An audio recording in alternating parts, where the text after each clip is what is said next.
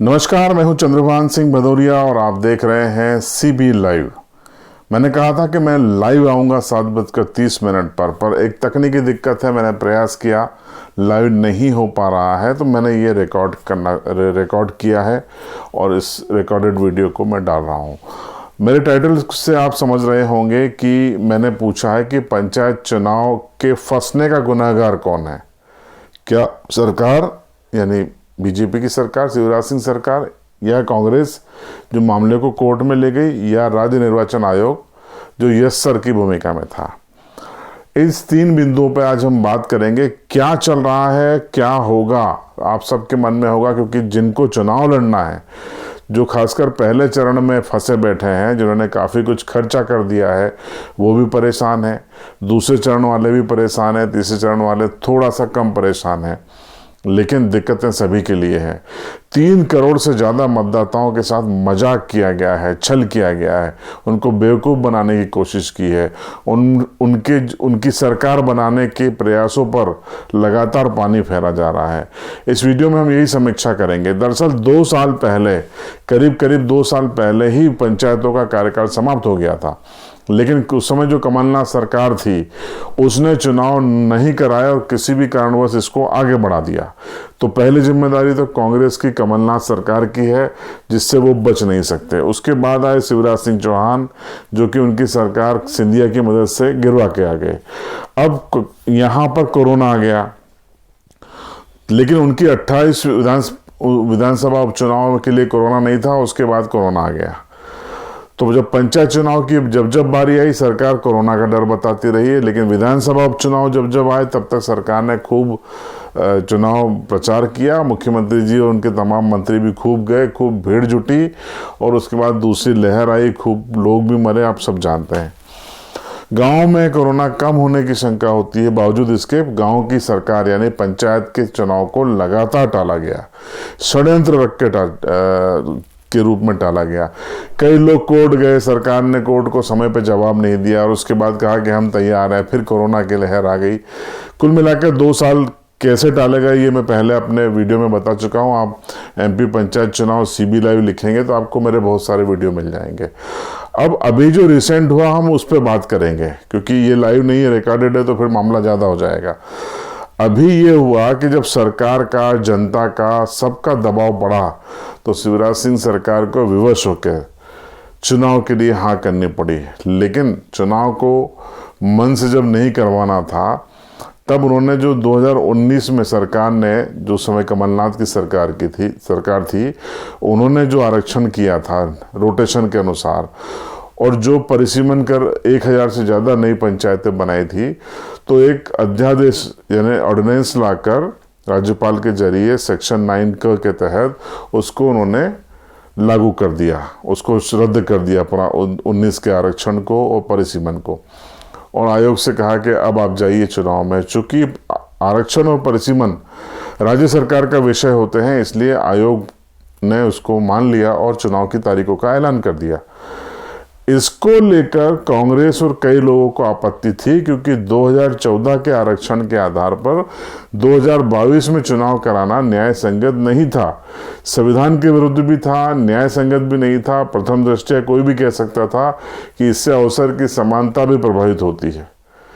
तो और उसके बाद अगर हम देखें कि जो व्यक्ति उस समय 14 के पद पे था, वो लड़ता और जीतता है, तो फिर 2027 तक वो बना रहेगा, तो 12 साल तक उसको आपने लाभ दे दिया। तो रोटेशन को लेकर और परिसीमन को लेकर कई लोग, जिसमें विवेक तनखा भी शामिल थे, वो हाईकोर्ट गए। हाईकोर्ट से बात नहीं बनी तो सुप्रीम कोर्ट गए। सुप्रीम कोर्ट में वो चैलेंज करने गए कि साहब, रोटेशन के बगैर चुनाव हो रहे हैं, पर ये गलत है, संविधान के विरुद्ध है, आर्टिकल 243 का वायलेशन है, हमको सुनिए और ये रोटेशन से चुनाव कराने का आदेश दीजिए। लेकिन 2 दिन पहले महाराष्ट्र का एक फैसला जस्टिस महोदय ने दिया था, तो वो उनके दिमाग में था, तो उन्होंने कहा कि उस आदेश को पहले लागू कीजिए। वो मामला ओबीसी का था, महाराष्ट्र का, वहाँ भी सरकार हार चुकी थी। अब यहाँ पे उसको लागू करने का जब आदेश दे दिया, तो सरकार भी फंस गई, कांग्रेस भी फंस गई, आयोग भी फंस गया। आयोग ने उसी शाम जिला पंचायत अध्यक्ष के आरक्षण को शून्य कर दिया, करने से मना कर दिया, स्थगित कर दिया, और ओबीसी के वो सीटों को होल्ड कर दिया। एसटी एससी और बाकी सीटों को चुनाव हम कराएंगे लेकिन परिणाम घोषित नहीं करेंगे। ये बड़ा अव्यवहारिक सा फैसला लिया गया जो गाँव में झगड़ों और कानून व्यवस्था का विषय बन सकता था, लेकिन ले लिया। उसके बाद आप देखिए कि विधानसभा का सत्र हुआ। विधानसभा में कांग्रेस और बीजेपी में होड़ लग गई कि ओबीसी के हम हितैषी हैं, और आरोप प्रत्यारोप के बाद अंततः विधानसभा में सभी ने एक मत से संकल्प पारित किया कि बगैर ओबीसी के पंचायत चुनाव न कराए जाएं। और उसके बाद अचानक से उठाकर मुख्यमंत्री जी ने विधानसभा में प्रस्ताव रखा, कैबिनेट की एक बैठक बुलाई संडे को, और जो अध्यादेश खुद ने जारी किया था कि रोटेशन नहीं होगा और परिसीमन रद्द किया जाता है, उस नोटिफिकेशन को, उस अध्यादेश 9 को उन्होंने खुद ही रद्द कर दिया। यानी खुद ही जारी करते हैं और खुद ही विड्रॉ करते हैं, खुद ही राज्यपाल के पास भेजते हैं, फिर खुद ही राज्यपाल के पास एक नोट भेज देते हैं कि नहीं साहब इसको वापस लीजिए। राज्यपाल निर्देश देते हैं राज्य निर्वाचन आयोग को, लेकिन तब तक आयोग फंस गया।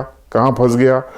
सुप्रीम कोर्ट में फंस गया, क्योंकि सुप्रीम कोर्ट में 3 जनवरी को सुनवाई होनी है। इसके पहले अर्जेंट हेयरिंग की सुनवाई राज्य सरकार ने लगाई थी, जो सुप्रीम कोर्ट ने मना कर दी। कल केंद्र की मोदी सरकार भी इसमें कूद गई। मोदी सरकार ने कहा कि कम से कम 4 महीनों के लिए आप इन चुनाव को टाल दीजिए। तो केंद्र सरकार भी ये चाहती है कि चुनाव टल जाएं, और अब राज्य सरकार भी ये चाहती है कि चुनाव टल जाएं, और अब कांग्रेस के भी पीसी शर्मा कह रहे हैं कि ये चुनाव फिलहाल कोरोना को देखते हुए न कराया जाए। ये सब मजाक क्यों किया गया जनता के साथ, मेरा सवाल ये है। और गुनाहगार कौन है इसका? मेरी इतनी बातों को सुनने के बाद आप गुनाहगार आप तय करिए और आप जज बनिए, क्योंकि 3 करोड़ से ज़्यादा मतदाता 2 साल से ज़्यादा वक्त से इंतज़ार कर रहे हैं कि वो अपने प्रतिनिधि को चुने। पंच, सरपंच, जनपद सदस्य, जिला पंचायत सदस्य को चुने, लेकिन उनको ठगा जा रहा है, उनको बेवकूफ़ बनाया जा रहा है। और राज्य निर्वाचन आयोग एक संवैधानिक संस्था है, वो सरकार की पिट्ठू बनकर रह गई है। ऐसा जिस तरीके का उसका व्यवहार है उससे साफ तौर पे दिखाई देता है। अगर कुछ गलत हो रहा है तो आपको काउंटर चिट्ठी लिखनी चाहिए। गवर्नमेंट के कॉन्स्टिट्यूशनल इंस्टीट्यूशन अगर इस तरीके से व्यवहार करेंगे जैसे मध्य प्रदेश राज्य निर्वाचन आयोग कर रहा है, तो फिर देश कैसे चलेगा? संविधान का मतलब क्या है? सुप्रीम कोर्ट से वही फटकार मिली कि आप आग से मत खेलिए, संविधान के दायरे में रह के काम कीजिए। अभी भी अब राज्य सरकार कह रही है कि साहब आप चुनाव मत कराइए, कांग्रेस भी यही कह रही है, संकल्प भी पारित हो गया। जिस अध्यादेश को आधार बनाकर चुनाव हो रहे थे वो अध्यादेश ही शून्य हो गया, तो चुनाव का मतलब नहीं रहा। तो अब आप देखिए कि अब फंस गया, आयोग भी फंस गया, सरकार भी फंस गई। सरकार ये जानती है और ये पार्टियां जानती हैं कि ये हिंदुस्तान है, 13 दिन में अपने को भूल जाते हैं लोग। तो ये जो 2 साल में हमने जनता के साथ किया है, ग्रामीण जनप्रतिनिधियों के साथ किया है, ग्रामीण राजनीति करने वालों के साथ किया है, ये सब भूल जाएंगे।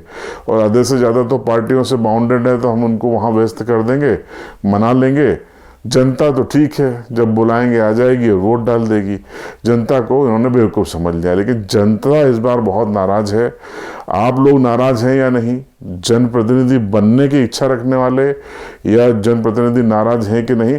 पार्टी लाइन से हट के सोचिए, क्योंकि ये पार्टी लाइन पे चुनाव नहीं होता। लेकिन आपके अधिकारों का सरकार ने हनन किया, राजनीतिक पार्टियों ने मजाक बनाया, चुनाव आयोग ने मजाक बनाया। बीजेपी की सरकार, शिवराज सिंह चौहान जितने जिम्मेदार हैं, तो 19 में कमलनाथ जी आपने क्यों नहीं कराए, आप भी उतने जिम्मेदार हैं। मजाक बनाकर रख दिया इन चुनाव का। अब गुनाहगार कौन है? कांग्रेस सरकार, बीजेपी सरकार, राज्य निर्वाचन आयोग। इन 3 में से किसको आप गुनाहगार मानते हैं या तीनों को मानते हैं? कमेंट बॉक्स में आप जरूर बताइए। लाइव होता तो मैं शायद 20 मिनट और बोलता, लेकिन आपकी भी सीमाएं हैं। 9 साढ़े 9 मिनट का ये वीडियो हो रहा है, तो फिलहाल इतना ही। कमेंट बॉक्स में अपनी राय जरूर दीजिएगा कि गुनहगार कौन है। और चैनल पर अगर आप नए हैं तो चैनल को सब्सक्राइब जरूर कीजिए और बेल आइकन दबा दीजिएगा।